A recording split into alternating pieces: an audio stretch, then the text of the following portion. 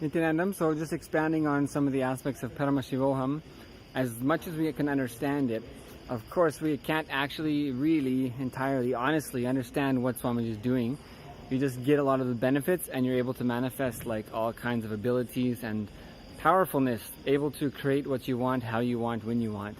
So you just notice after spending time with him that it's easy, your life is a lot easier and stuff just starts happening. When you just think about something, it happens. That's one of the major things that I've noticed over the past 9 or 10 years since meeting Swamiji. Is one of the biggest things that always happens after spending some time here. Initially, what happens is because you're living in the outer world and there's a lot of noise going on out there and a lot of distractions, your thoughts per second will be really high.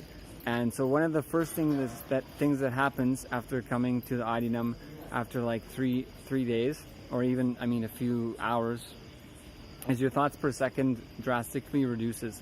So you notice you have a lot more clarity, a lot more listening, a lot more patience, a lot more intelligence. And then just being around Swamiji, what happens is when you have a thought that you want something, or you want to create something, or you want something to happen, you'll notice that your thoughts just start happening. And so basically my understanding about the Paramashivoham, what Swamiji will be doing is he's basically bringing like all aspects of human life. So we have something like in the morning you wake up, how should you wake up? Then you take a bath, how should you take a bath? Eating, how you should eat. Then your interactions with people, your like industrious work, your family relations, your productivity, contributions to society. There's all these different aspects of life, right?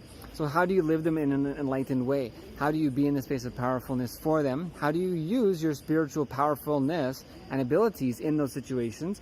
And how do you make sure that you're in that space feeling and aware that you can use those abilities in those situations?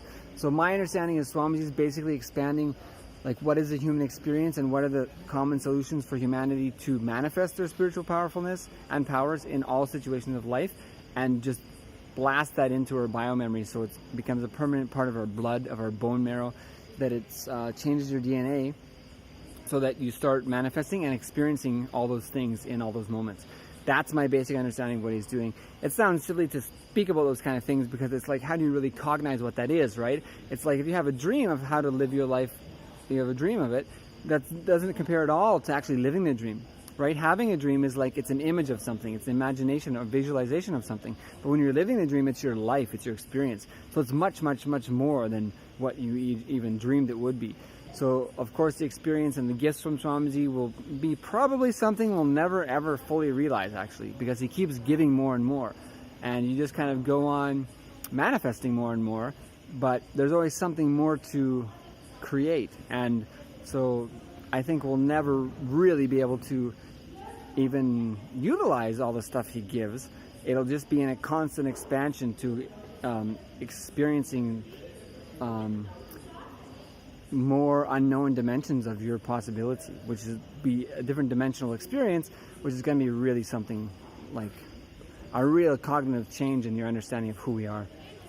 So anyway, like what I said earlier, the link is there through paramashivoham.innerawakening.org, and just get on and start making what you want to make and causing for others. Okay, Nithyanandam.